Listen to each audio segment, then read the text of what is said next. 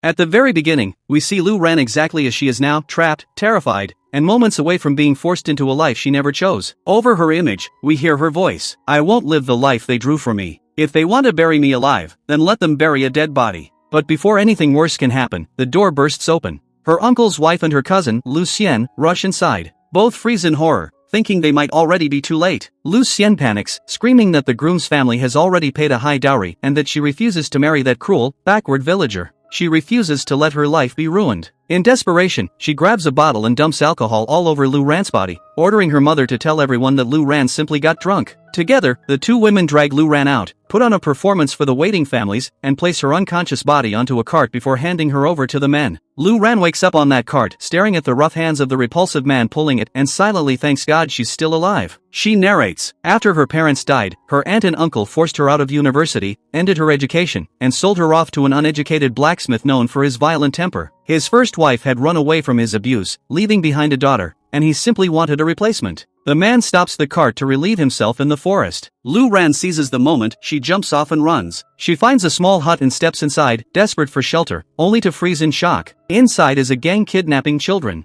She tries to escape but is quickly tied up along with the others. Luckily, Lu Ran manages to cut through the ropes with a hidden knife and freeze every child she can. As she runs, a young girl, Shan, clings to her, terrified, refusing to let go. Lu Ran shields her behind trees, trying to keep her quiet.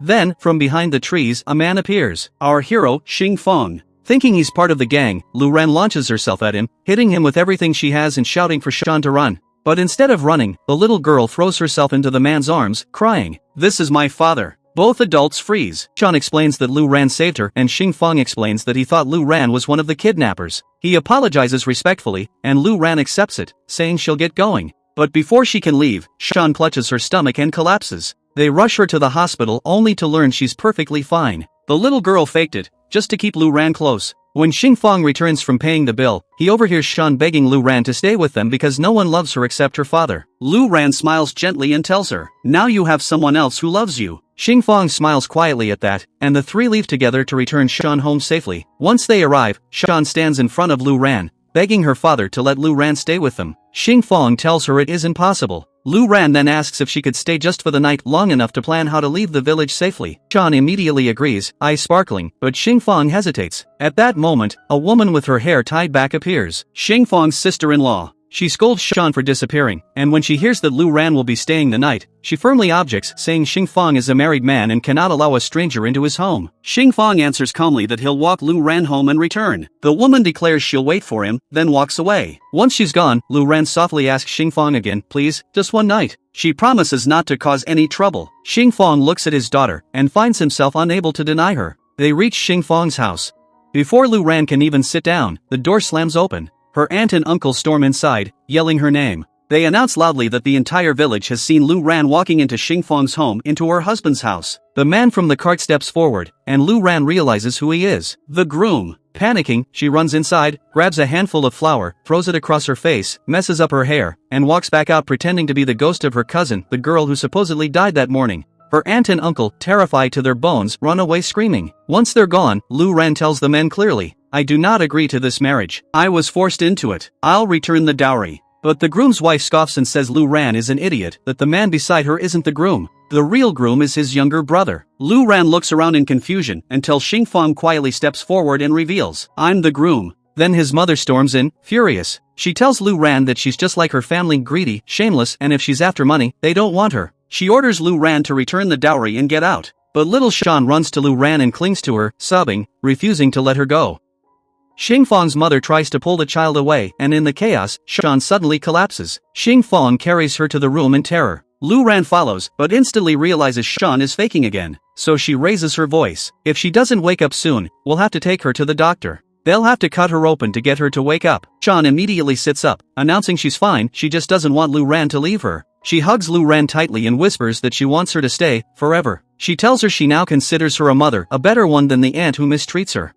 Lu Ran gently asks about her real mother. Shan explains that Xing Feng hired a woman to pretend to be her mother so he could work longer hours, but that woman treats her terribly, constantly blaming her for everything. Shan begs Lu Ran to become her mother. Lu Ran comforts her, telling her to sleep for now. She'll wash the flour off her face and come back. Outside, Xing Feng's mother insists he should choose another bride. But Xing Feng tries to calm her, saying Sean already likes Lu Ran. He returns to the room and finds Lu Ran still sitting beside the sleeping girl. He tells her to stay the night, he won't allow her to walk outside alone in the dark. Lu Ran hesitates, afraid he won't let her leave afterward. Xingfang gently asks if she ever discussed the marriage with her family. She explains, her aunt and uncle aren't her real parents. She was forced home from her university dorm with a lie, told her aunt was sick only to be locked in, and told she was getting married in Lu Xian's place. Xingfang looks at her with genuine sympathy. He tells her he's sorry, and that if she wants to return to university, he'll help her. He had no idea she was being forced. Lu Ran asks why he paid so much dowry to buy a wife. Then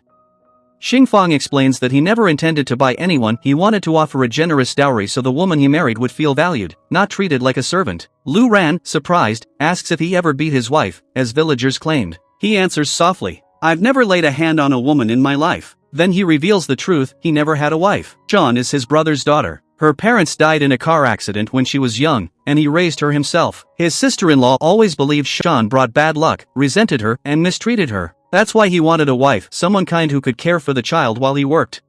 Lu Ran then asks if she can stay for a while until she figures out what to do. She doesn't want to return to university, her aunt will come for her. She asks him to convince everyone they're married so she can safely leave the village. She hands him a bundle of cash, the dowry she secretly took from her aunt. But Xingfang shakes his head and tells her to keep the money. He, too, had made mistakes, especially in how he chose a bride. Xingfang didn't want the money back, not a single coin. He simply told Lu Ran she could stay for as long as she needed, and that no one in his family would ever bother her again. Lu Ran thanked him softly. When he stepped out of the room, she looked at little Sean curled up on the bed, and smiled. She'd stay a little longer, for this child. She wanted Sean to grow up with a better life than she ever had. Later, Lu Ran went to shower. But by mistake, Xingfang opened the bathroom door only to find her standing there, wrapped in nothing but a towel. His eyes shot wide, and he tried to back out immediately, but before he could escape, his mother arrived, blocking the doorway. He froze. His mother began lecturing him from outside the door, completely unaware that Lu Ran was standing right behind him. She told him he needed to find a proper wife, someone better than that girl, someone they could easily replace, someone they owed something to. She praised his late brother's wife for enduring a marriage to an infertile husband, and insisted Lu Ran meant nothing to them. Xingfang's face burned with embarrassment. He begged his mother to leave the hallway, promising they'd talk later. When she finally walked away, Xingfang turned, and nearly jumped. Lu Ran was still standing there, dripping wet, clutching her towel. Flustered, he bolted from the room and poured cold water over himself outside just to calm down. She was the first woman ever to stand so close to him, and he couldn't steady his heartbeat. That night, he returned to the room. He told Lu Ran he'd sleep on the floor. His mother was still watching from outside, so he couldn't leave. Moments later, he heard whispering. His mother and his brother's wife were eavesdropping through the door.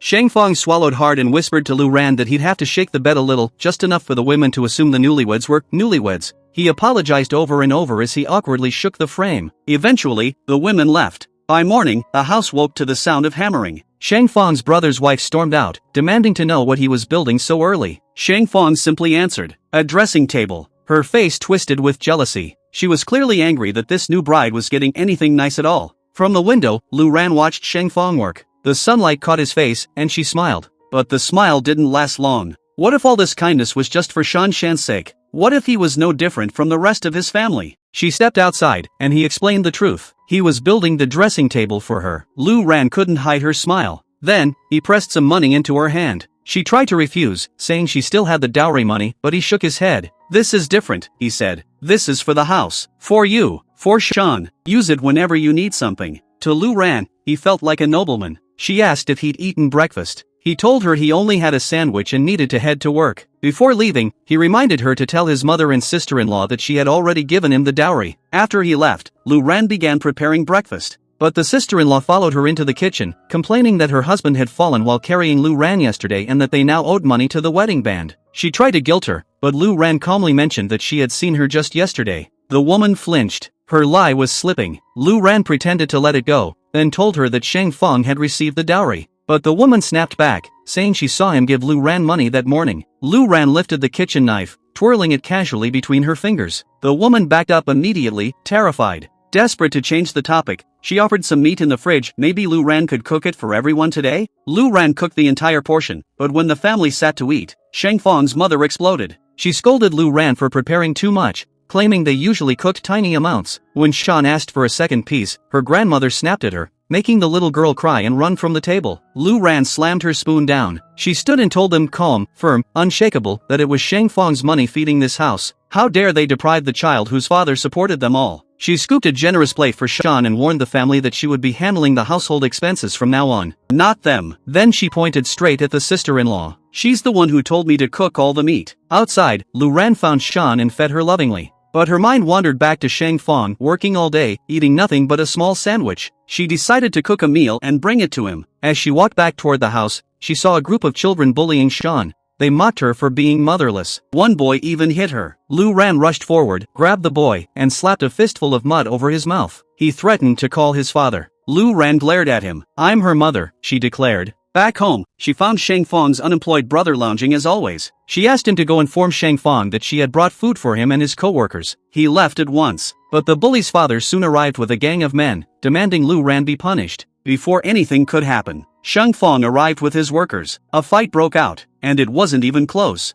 Once the bully's father realized he was hopelessly outmatched, he backed down, apologizing to Shang Feng, then to Lu Ran. She demanded that his son apologize to her daughter. The men shoved the boy forward, and he muttered an apology. When the dust settled, Shang Feng asked Lu Ran if she was satisfied. She smiled and said she was. Later, he pulled her aside, asking her to explain everything. She told him everything, every detail, and he listened with gratitude in his eyes. For the first time, he truly saw her as Shan Shan's mother, and Shan felt it too. The girl hugged her father and said she wasn't upset he hadn't been there because he worked so hard to feed them, and today, her mother had protected her. That word hit Shang Feng straight in the chest. After the meal, Lu Ran overheard that Shang Feng and his team were heading to the city for supplies. She asked him politely if she could join. She needed to stop by her university dorm. Shang Feng agreed without hesitation. While she washed the dishes, he followed her, offering help. He asked if his sister-in-law had upset her. Lu Ran brushed it away as family drama, apologizing for all the trouble she'd caused. But Shang Feng shook his head. She had done nothing wrong. She had protected his daughter. As she stood with a stack of dishes, her foot slipped. Shang Feng caught her, holding her steady. Just then, his friend walked in, took one look at them, panicked, and announced that he had installed the fan in their room. Then he fled. Shang Feng took a step back, embarrassed. He explained he'd bought the fan for her. He knew the room would be unbearably hot at night since they couldn't open the window with his mother constantly watching. Lu Ran thanked him. She meant it. He drove her to the city, then handed her the car keys, asking her to call when she finished.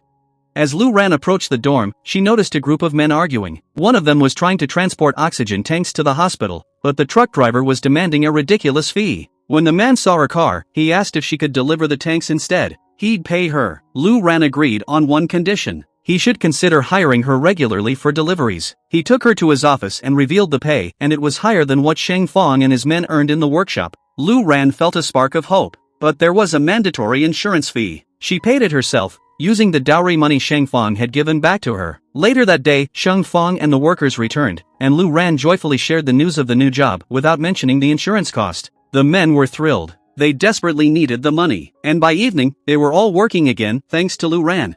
Shang Feng looked at Lu Ran with quiet pride. She was strong, responsible, and far more capable than anyone in the village gave her credit for, so he decided to take her home himself. On the drive back, Lu Ran dozed off in the passenger seat. When they arrived, Shang Feng leaned in to carry her, but the closer he got, the more nervous he felt. Before he could pull away, Lu Ran's hand reached for him on instinct, resting her head gently on his arm. Shang Feng froze, heartbeat stumbling. Then her eyes snapped open. He panicked, jerked back, and smacked his head on the car door. Lu Ran laughed softly at his reaction and stepped out of the car, only to sway and collapse. Shang Feng lunged forward, catching her before she hit the ground. "Low blood sugar," he muttered, lifting her into his arms. "She hasn't eaten." Everyone gathered for dinner after that. During the meal, Lu Ran calmly suggested that Shang Feng's idol brothers start working with the men delivering oxygen tanks, daily wages, paid fairly. But his sister-in-law slammed her chopsticks down, outraged that her husband should earn the same as the other workers. Lu Ran's patience snapped. She reminded the woman that the only reason her family ate at all was because Shang Feng worked day and night to support them, while her husband contributed nothing. Lu Ran stormed away, and Shang Feng followed. Inside, she laid everything out honestly. If his brother agreed to deliver oxygen tanks,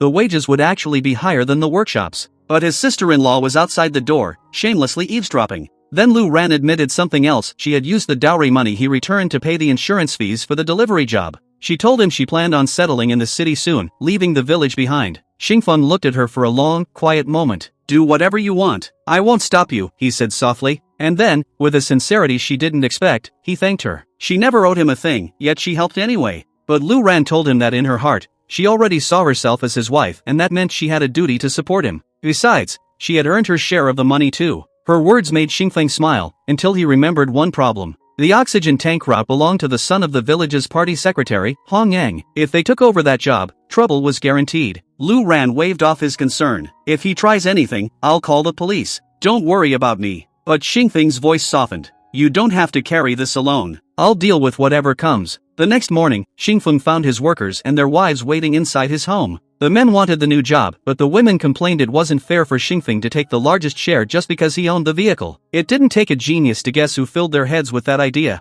His sister-in-law. Xingfeng lost his temper. It's my car. If you don't want to work with me, then stay home. But the men scrambled forward, surrounding him, insisting they'd work under any wage he chose. Later, as they set out to deliver the oxygen tanks, Hong Yang arrived with a group of thugs, blocking the road. He was furious that someone had stolen his son's abandoned job. At that moment, Lu Ran was standing with the workers. Xingfeng had gone to speak directly with the young man's father, the deputy head of the party committee. He explained that Hong Yang's son had willingly dropped the job and was now causing trouble because someone else was earning in his place. Right then, one of the workers burst in, breathless, warning Xingfeng that Hong Yang was threatening Lu Ran. Xingfeng didn't waste a second.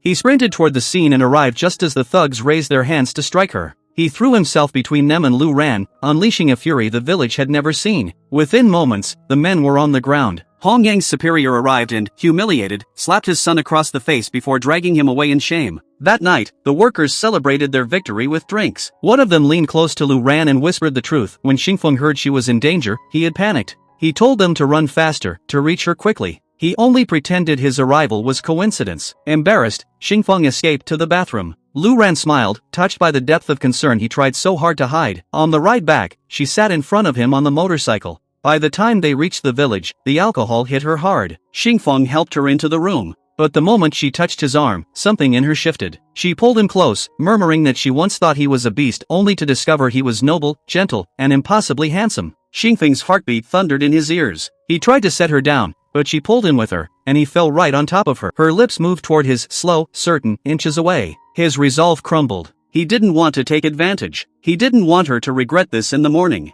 But he couldn't move. Then the door creaked open. Little Shan walked in, trembling, saying she was scared and wanted to sleep with her mother. Xingfeng exhaled in relief, shaken by how close he had been to losing control. He gently laid Shan between them and watched both drift into sleep. Even then, Lu Ran's sleeping hand reached out, curling into his shirt. The closeness, the trust, left him breathless. The next morning, the workers and their wives returned, ready to finalize the job. Xingfeng prepared proper contracts, determined to protect everyone. Lu Ran woke and found him working. When he asked for her opinion on the wages, she simply told him she trusted him and that was enough. Outside, the sister-in-law struck again, trying to convince the wives that the wages were too low. This time, the women turned on her, furious that she wanted a cut of their pay after almost costing their husbands their jobs. Xingfeng intervened, calm but firm. He told his sister-in-law to stop meddling and stay out of his affairs. She burst into tears, screaming that she felt just like Lu Ran, now unwanted in the house. But for the first time, Xingfeng didn't let her manipulate the situation. He reminded her that he had entrusted Shan Shan's care to her and the child had been hungry, sick, and exhausted every single day. His mother arrived. When she learned her daughter-in-law had tried to steal from the workers, she erupted, chasing after her. Even her husband scolded her, and she shouted for divorce. He accepted instantly. But she quickly changed her mind. Later, his mother confronted Lu Ran, blaming her for all the chaos in the house. Lu Ran stood firm, pointing out that the problems existed long before she came. After all, the mother had believed Xingfeng was an abusive husband because someone had spread those lies. And that someone was the sister-in-law. Lu Ran then handed over the household money Xingfeng had trusted her with on one condition: keep the troublemaker away from her. The mother agreed. The following morning, Xingfeng found Lu Ran preparing his lunch before he headed out. Even though she wasn't really his wife, she acted like one, gentle, caring, steady. Xingfeng carried the food with a peaceful smile. For the first time, he felt what home could truly feel like. But as Lu Ran cooked the day's meal, the sister-in-law slipped into the kitchen and dumped some medicine into the pot, hoping to ruin it. When Lu Ran tasted it, agony seized her stomach. She collapsed, vomiting. His mother, thrilled by the misunderstanding, immediately declared Lu Ran pregnant and rushed to take over the cooking. Meanwhile, the sister-in-law stood there, horrified that her plan had backfired yet again. When Xingfeng returned from work, he saw Lu Ran's pale face and knew instantly what had happened. Before she fell, he caught her and raced her to the hospital. She wasn't pregnant. She had been poisoned mildly, but intentionally. On their way back, they spotted the sister-in-law sneaking through the village. They followed silently, only to see her entering an herbalist's shop, asking for herbs that could induce miscarriage. She had truly believed Lu Ran was pregnant, even though she was the one who poisoned her. And the truth hit Xingfeng. His sister-in-law hadn't just caused trouble, she had become dangerous.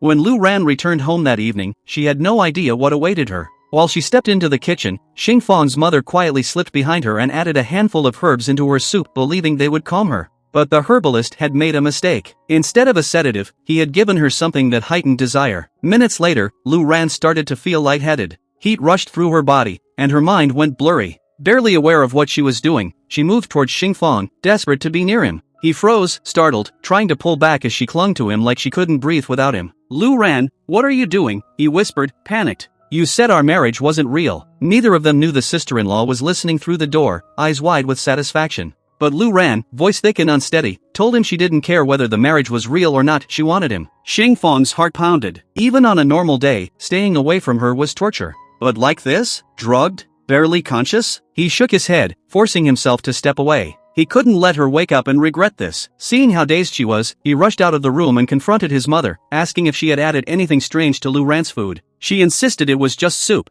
but he didn't believe her. He demanded a doctor. His brother stepped in, offering to fetch one so Xingfeng could stay beside Lu Ran. A while later, the so-called doctor arrived, and something felt off. His answers were vague, and nothing he said explained her condition. When Lu Ran woke up, she discovered that Xingfeng had tied the edges of the bedsheet around her wrists, just to keep her from hurting herself or losing control again. Later, when she stepped out to face the family, the sister-in-law pounced, shouting for everyone to hear that Lu Ran and Xingfeng weren't truly married. Xingfeng's mother snapped. She screamed, demanding a grandchild, and ordered Lu Ran to leave the house immediately. Chan heard the shouting and burst into tears, running into the room. She wrapped her arms around Lu Ran and sobbed that she was her mother, she didn't want her to go anywhere. Lu Ran broke down, hugging the child tightly. But eventually she pulled away and left the house. Xingfeng rushed after her in a panic, terrified she might disappear from his life forever. He caught up to her and asked desperately if she was leaving them now. She shook her head. She wasn't leaving, she just needed air. Then she told him she didn't trust the doctor his sister-in-law had brought. Xingfeng didn't doubt her. Together with the workers, they went to investigate. And the truth unraveled quickly. The doctor was no doctor at all, he was the same herbalist the sister-in-law had visited the day before. They dragged him into the courtyard and forced him to confess. Terrified, he told them everything. She had asked for abortion herbs. He had mistakenly given her a sexual stimulant instead, and she had told him to pretend he didn't know what was wrong with Lu. Lu Ran walked straight toward the sister-in-law and demanded to know if she had also been the one who handed Shan over to that gang earlier. The woman broke. She confessed. A fortune teller had warned her that the child would bring doom to their family, so she wanted to get rid of her. Lu Ran nearly struck her in rage, but Xingfeng pulled her back, saying she wasn't worth it. The next morning brought rare peace. Lu Ran spent the day playing lovingly with Shan. Xingfeng watched from across the yard, heart full. For the first time, he felt like he truly had a family. He told Lu Ran he would take her and Shan to the city to buy things. They went out together, and he treated them to a restaurant meal.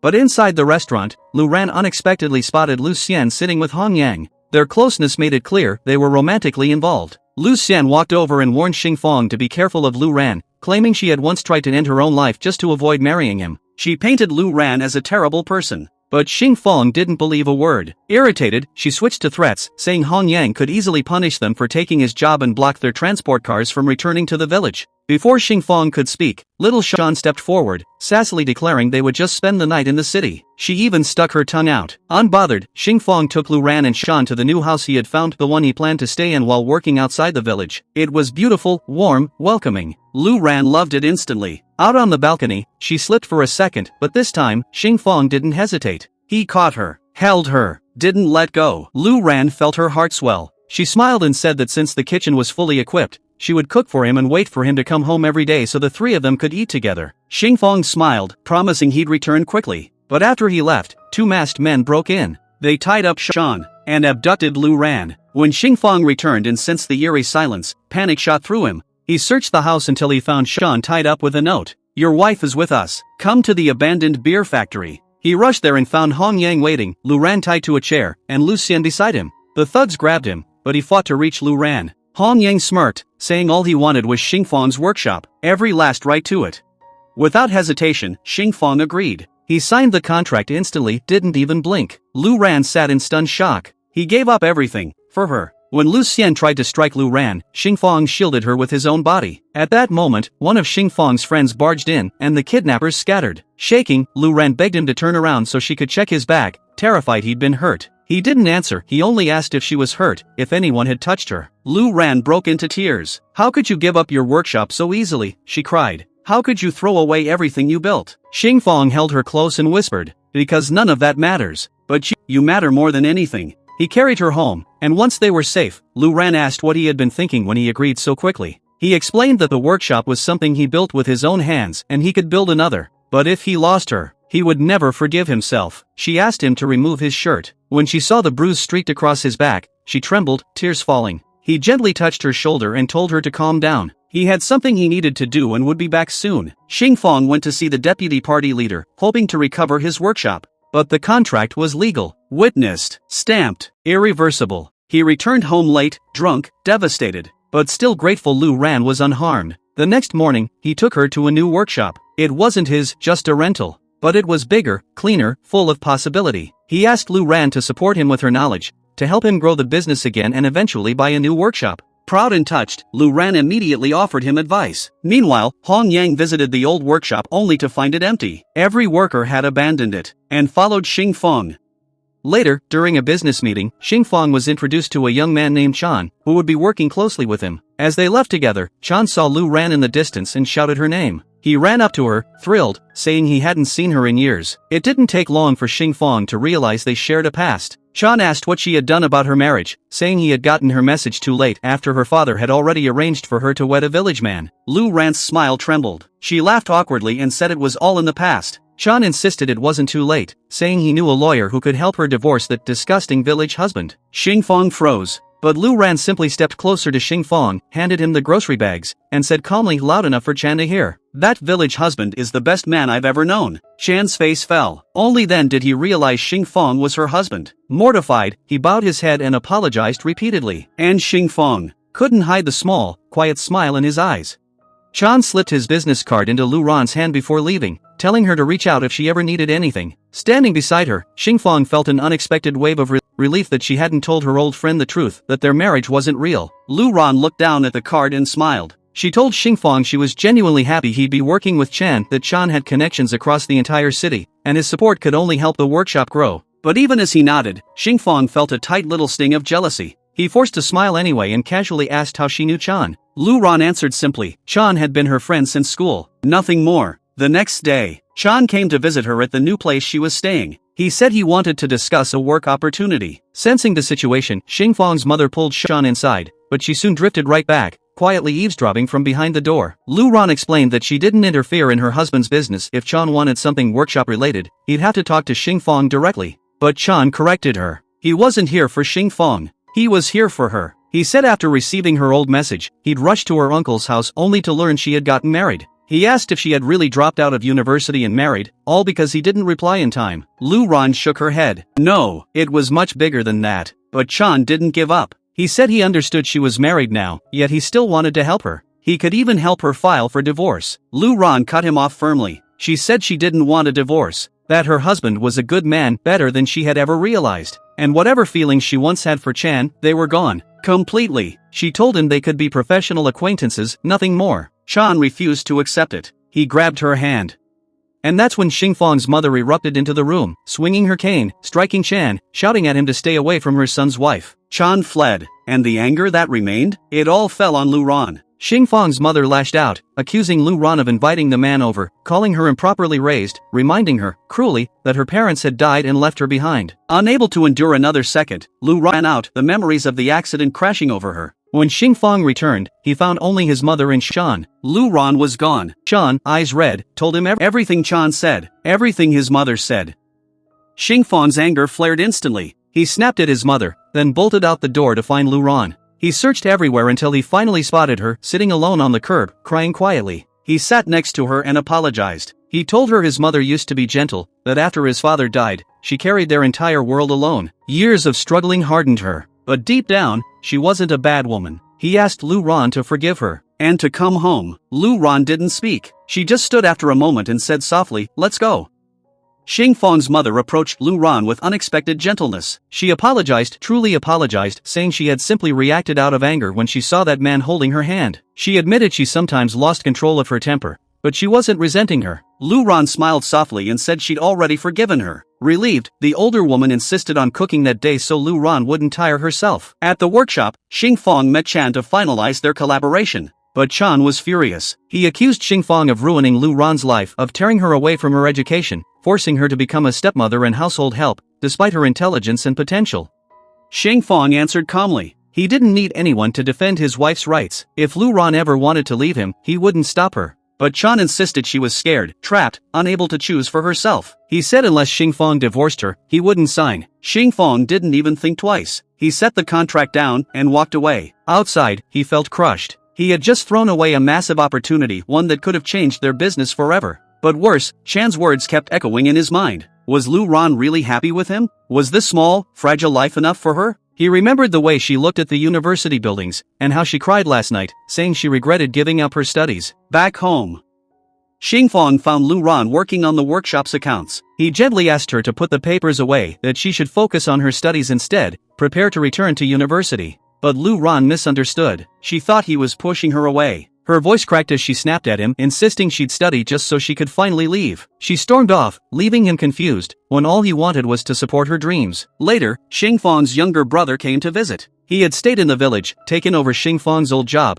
and despite everything his wife had done, he still stood by her. The two brothers sat together, and the younger one finally asked the question. Do you really love Lu Ran? Xing Fang admitted he did, deeply. But he wouldn't confess it to her yet, not before she finished school. His brother warned him that if she returned to university, she might never come back. But Xing Fang shook his head. He didn't want to keep her out of selfishness. He wanted her to grow, to succeed, to reach every dream she once had. If she came back to him, he wanted it to be her choice. The next day, a silent sacrifice. Without telling her, Xing Fang went to the university and personally submitted her reinstatement request. He spoke to the director, explained everything she had endured, and begged them to give her another chance. Later, he took her and Shan for a walk. As they passed the university gates, he encouraged her to at least go inside and ask. Maybe, just maybe, she could return. Lu Ran hesitated, then agreed. Inside, her professor told her she could come back. All she needed was to take a qualification test in 2 weeks. She was shocked, unaware that Xing Fang had already opened every door for her. The apartment misunderstanding. When Xing Fang returned home, he expected to find Lu Ran studying. Instead, she was cooking. He nervously told her that once she re-enrolled, he would rent a small apartment near the house, a place where she could study peacefully, away from housework, responsibilities, distractions. But to Lu Ran, it sounded like he wanted her gone. She asked if he was trying to send her away. Xing Fang panicked and said no, he just wanted her to focus on school. But the hurt was already there. She retreated to her room, heartbroken. Inside, she reminded herself their marriage had always been fake. So if he didn't want her anymore, she had no right to stay. Packing to leave. The next morning, Lu Ran began packing her things. Xing Fang felt his heart split, but he believed he had to let her go for her own good. She returned the dowry money. He refused to take it, but she insisted, saying they had never truly been married. He begged her to stop saying that. He followed her outside, asking to at least drive her. She refused to accept anything from him. But he blocked her path and told her he had never wanted to send her away. The apartment was only meant to give her space to study, not to push her out of his life.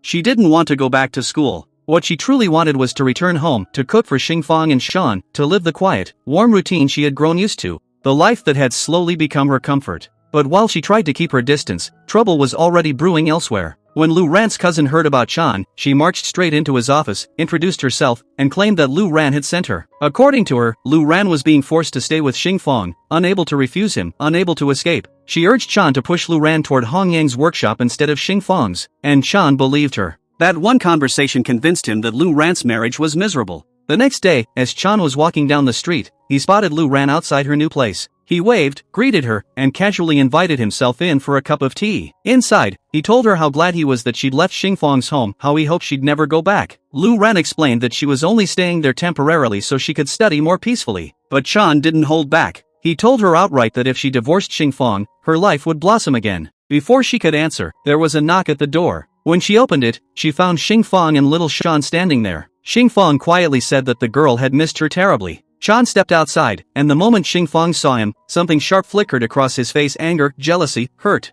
Yet he said nothing. He only told Shan they were leaving. But the girl ran straight into Lu Ran's arms, clinging to her, begging to stay a while longer. Lu Ran asked Xingfang if Shan could stay until later. Xingfang told her he'd be traveling for 3 days. She reassured him not to worry, she would take care of Shan. When she thanked Shan for stopping by, right in front of Xingfang, Shan's face fell. Embarrassed, he walked away. Inside, Shan innocently told Lu Ran that her father had been sad all day, that he hadn't smiled since Lu Ran left. A warm rush of joy spread through Lu Ran's heart. Meanwhile, Chan was plotting. He slipped into Xingfang's workshop and planted incorrect iron production specifications among the documents, a trap meant to sabotage Xingfang's business. At the same time, Lu Ran's cousin approached Xingfang's brother, pretending there was a collaboration between Xingfang and Hong Yang's workshop. She urged him to go supervise the process at Hong Yang's place. He believed her. Soon, Hong Yang's workshop produced a large batch of iron and Xingfang's workshop produced the same amount, but with the wrong specifications Chan had planted. When Xingfang's brother proudly mentioned making the first delivery, Xingfang was stunned. There was no collaboration, no shared project. Something was terribly wrong. His brother realized it too. He immediately ran to Lu Ran and told her everything. Together, they rushed to the workshop, where Lu Ran demanded to know what happened. Xingfang revealed the horrifying truth: every piece produced so far had been made using the wrong specifications. Lu Ran urged him to correct it immediately and promised she would talk to the company herself. At the company, they arrived just as Hong Yang was attempting to deliver the order. But due to sloppy work, his batch was filled with errors, and the company rejected it outright. Lu Ran stepped forward, pleading with the manager to give her husband's workshop a chance. She explained that something had gone wrong the day before and begged for just one more day. After a tense pause, the manager agreed. Right then, Xingfang arrived with a sample his workers had made with the correct specifications. The manager examined it and was impressed. She told them she would keep working with their workshop, even if the delivery was delayed past the promised day. Relief washed through the room. But then Lu Ran turned on Chan. Her voice shook with fury as she demanded to know what he thought he was doing. Nearby, Xingfang heard every word. Chan insisted he had done it for her, because he loved her, because he believed she was trapped in a life she didn't deserve. In his mind, a university-educated woman didn't belong with an uneducated laborer. Lu Ran's anger exploded. She told him he had no right to say that. She was a married woman and she loved her husband deeply. She was proud of him. She would finish her education, yes, but she would never leave Xingfang. And nothing Chan said would ever come between them. Xingfang listened silently, his heart swelling with quiet joy. When Lu Ran left the building, Xingfang followed her. But she was still hurt. She told him all of this happened because he had pushed her out, from the house, from the workshop, from their shared life. They walked back in cold silence. Later, when she returned home, Xingfang followed again, hoping to talk. But she shut the door. He stood outside her window and apologized from the heart. He swore he only sent her away so she could chase her dreams, not his. But he admitted something he had never said aloud. He loved her, and he never wanted her out of his life. For a moment, Lu Ran couldn't breathe. Happiness surged inside her, but she didn't show it. She asked how he could claim to love her after pushing her away and causing so much pain. Xingfang admitted it, he made the wrong choice, even if his intentions were good. She told him she would forgive him, but only if he promised never to shut her out again. Not from his life, not from the workshop, and not from the struggles he carried alone. Xingfang promised. Lu Ran opened the door. He stepped closer and softly asked if he had heard correctly. Did she really love him? She smiled. Of course I love you. But she added that she wanted to start over properly. She wanted him to date her, to be her boyfriend first, then propose, and finally marry her all over again. Xingfang agreed without hesitation. When she asked if he was afraid she might leave him once she finished her degree, he simply shook his head. He trusted her completely. He tried to convince her to come home with him, but she refused, a quiet punishment, one he accepted. Soon after, Lu Ran took her university exam and passed. The dean allowed her to return to her studies. Later, Xingfang's friends shared troubling news. The larger group their company belonged to planned to shut down one of its factories and lay off the workers. Xingfang was terrified. If that factory closed, it might drag his own workshop down with it. The next day, as Lu Ran was leaving the university, she unexpectedly came face to face with an elderly woman, the grandmother who owned the entire group of companies. The woman froze, staring at Lu Ran as though seeing a ghost. Lu Ran looked almost identical to her granddaughter who had died years ago. That evening, Lu Ran returned home with Xingfang. He handed her a simple pair of earrings, a humble apology for everything he had done. She accepted, telling him she loved him too much not to forgive him. Then she asked him to put the earrings on for her. And as he did, she whispered that she wouldn't stop fighting, not until the plan to seize the factory was brought to an end. The next morning, Lu Ran went straight to meet the manager of the small factory affiliated with the grandmother's company. She explained that shutting the factory down wouldn't only hurt the workers, it would destroy Xingfang's workshop as well. And when the grandmother heard about Lu Ran's plea, her heart softened. She immediately cancelled the demolition plan and handed the entire factory's management over to Xingfang and Lu Ran. It felt like a miracle and unexpected lifeline for both of them. The following day at the university, the dean called Lu Ran into his office. Her professor had submitted an application on her behalf, one that earned her a scholarship to study abroad. If she accepted, she'd return to China with a guaranteed position at the university. But Lu Ran refused on the spot. The dean urged her to think it over and keep the documents for a few days. Later that afternoon, she came home to shower. When she stepped out, she found Xingfang standing in the room, holding the scholarship papers. The sadness on his face was unmistakable. She apologized for not telling him sooner, explaining that it had all happened that very day. He gave her a small, broken smile and told her that if she wanted to go, he wouldn't stop her. That shattered her. Lu Ran snapped, accusing him of giving up on her again, just like before. She told him she didn't want to leave him. Not now, not ever. Xingfang insisted that he could manage the factory on his own, but she stood her ground. She told him she was even more excited than he was to bring the factory back to life, and that after everything he'd done for her, it was her turn to support him. She promised she would never leave him, not as long as she lived. The next morning, they went to the factory and threw themselves into the work. They stood shoulder to shoulder with the workers, repairing, planning, rebuilding. Slowly, the place began to breathe again. But far away from their determination, Chan was burning with jealousy. In his eyes, Lu Ran had chosen a poor, uneducated worker over him, and he was determined to sabotage whatever happiness they built. Meanwhile, inside the grandmother's company, the grandmaster engineer noticed the pendant Lu Ran always wore, the same pendant the grandmother's real granddaughter had worn before she disappeared. Curious, he told the grandmother he had bought it in an old second-hand shop and would ask the owner where it came from. After some digging, he discovered the truth. The pendant had been sold by Lu Ran's adoptive family, who had fallen into hardship after their biological daughter returned home pregnant, abandoned by Hong Yang, who refused to take responsibility. The daughter had believed she was marrying into wealth, only to be ruined by him. When the assistant came asking about the pendant's owner, Lu Ran's cousin stepped forward. She told them she would pretend to be Lu Ran, confident that if the original family turned out to be wealthy, she could claim the identity without anyone knowing. That's when the truth surfaced. Lu Ran had been adopted. She was not the biological daughter of the family she had grown up with. Her cousin then went to see the grandmother, who broke down, believing she had finally found her long-lost granddaughter. Lu Ran's cousin lied with practiced ease, claiming her mother had died when she was little, that she had been adopted by a kind family who also passed away, and that she had later lived with another couple. Then she twisted the knife further. She claimed she married Hong Yang, got pregnant, and that Xingfang and Lu Ran ruined Hong Yang's career. Now they had no income, she said, and her husband had left her. The grandmother's grief turned into rage, all directed at Xingfang and Lu Ran. The young manager standing nearby didn't believe a word of it, but she stayed silent.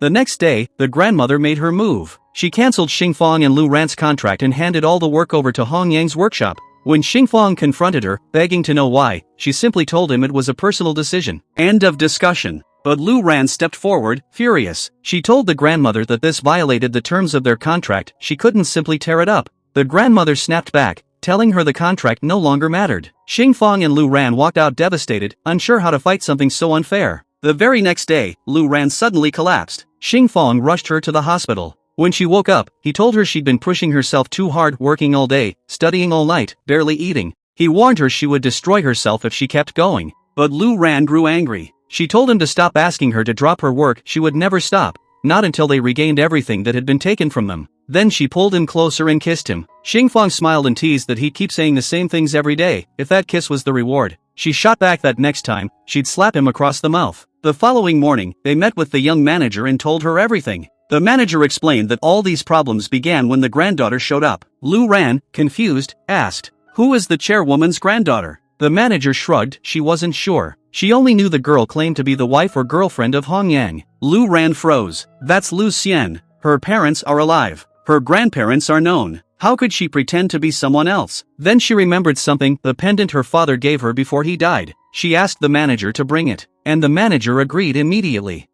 The next day, the young manager went to the grandmother with proof documents showing that the girl pretending to be her granddaughter had been embezzling money and taking bribes. At the same time, the grandmother's assistant arrived with DNA test results. The girl was not her granddaughter. Enraged, the grandmother fired her on the spot and Hong Yang as well. Work immediately returned to Xingfang's workshop. That evening, the factory workers and friends gathered at Xingfang's home to celebrate. While Lu Ran was in the kitchen, she heard laughter outside. She walked back to find sparklers and fireworks in the courtyard, everyone cheering.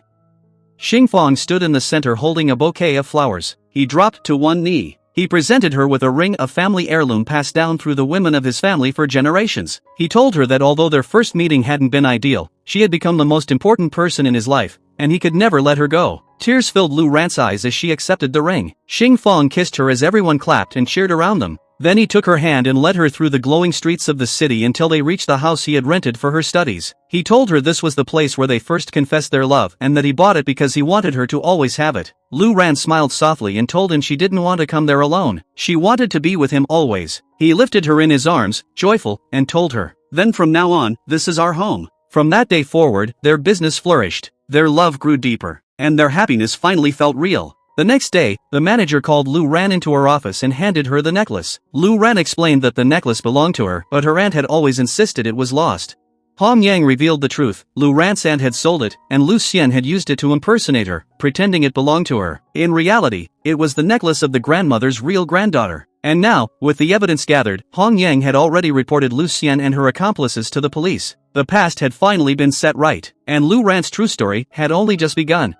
The news spread quickly. The chairman's mother wanted to meet Lu Ran, and even though Lu Ran should have been happy finally, after years of not knowing where she belonged, she couldn't shake her anger. She didn't want to meet the woman who had once humiliated her husband. When she returned home, Xingfang gently encouraged her to go. He told her he wasn't upset, that family mattered, that some wounds were worth healing. But Lu Ran shook her head and said she didn't want to see the woman who would look down on him as if he were nothing. Still, she couldn't avoid public duty. She and Xingfang were now the factory's directors and they had to attend the investors' celebration. Across the hall, Lu Ran saw the grandmother for the first time. The old woman stood frozen, her entire body trembling with guilt. Years of regret weighed on her shoulders. She couldn't even form the words. Lu Ran walked toward her, calm and composed, and quietly told her, "I'm willing to take a DNA test." The grandmother's voice cracked. She said she dreamed of this moment, the moment she could finally embrace her granddaughter. But she had made terrible mistakes, and now she had to accept the consequences. She thanked Lu Ran for agreeing to the test. A few days later, the results came back.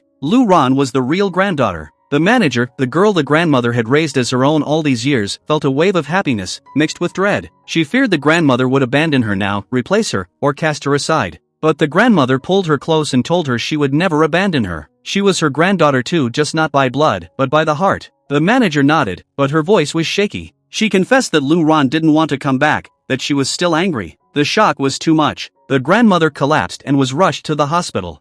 In tears, the manager went straight to Lu Ran, begging her to forgive the old woman, not for wealth, not for status, but for family. Lu Ran looked at her carefully. She asked if the manager wasn't afraid of losing her place, losing everything, now that the real granddaughter had been found. But the manager only smiled sadly. She told Lu Ran she didn't care about position or power because their grandmother had raised her to be kind. And she knew the grandmother would be happiest knowing her real granddaughter had finally returned. She said she saw Lu Ran not as competition, but as a sister. In return, Lu Ran assured her that she had no interest in the family fortune or their social standing. She and Xingfang earned their own money and she didn't want a single inheritance or title. Later that night, Lu Ran walked with Xingfang, her hand quietly trembling in his. He noticed her sadness and asked what was wrong. She confessed that she had imagined her grandmother as warm, gentle, human. But instead, she had been cruel, so cruel that Lu Ran wondered if she even had a heart. For a moment she thought the old woman might actually be some kind of wicked witch. Xingfang smiled softly and reminded her that, witch or not, she was still her grandmother and sometimes forgiveness was a gift you gave for your own peace. He took her to the hospital himself. There, the grandmother apologized through tears. She admitted how wrong she had been, how blinded she was by anger and deception after her niece lied to her. She believed Lu Ran and Xingfang were the villains, never imagining that they were the ones suffering all along. She begged for forgiveness. Lu Ran cried too, telling her she forgave her. And she asked her to stay strong, because she wanted her to attend her wedding with Xingfang very soon. When Lu Ran returned home, she found Xingfang's mother scolding little Shan, who refused to leave the house. Lu Ran immediately stepped in and asked what was happening. Xingfang's mother said she wanted a grandchild of her own and Shan couldn't stay with them forever. Lu Ran calmly asked her mother-in-law to leave the room. Then she sat beside the little girl, who finally broke down and confessed the truth. She didn't want a baby brother. She was terrified she would lose Lu Ran and Xingfang's love. Lu Ran gently held her hands and told her that she was her daughter, that being born to someone else didn't make her any less real. Shan was their first child, their daughter in every way that mattered. To prove it, Lu Ran took off the necklace, the one passed down from her grandmother, to her daughter-in-law, then eventually to her, and placed it around Shan Chan's neck. She told the girl she was giving it to her because she truly believed she was her real daughter. Shan Chan's face lit up like the sun. She threw her arms around Lu Ran in a tight, trembling hug. And finally, we reached the ending. A simple wedding in the village. Even though they had become wealthy, Lu Ran and Xingfang chose to return to the place where everything began, surrounded not by gold, but by the family who loved them. Hand in hand, they stood beneath the warm sky, ready to begin a future built not on power or fortune, but on trust, forgiveness, and love. Their story ended not with luxury, but with peace. Thanks for watching. Don't forget to like and subscribe for more drama recaps.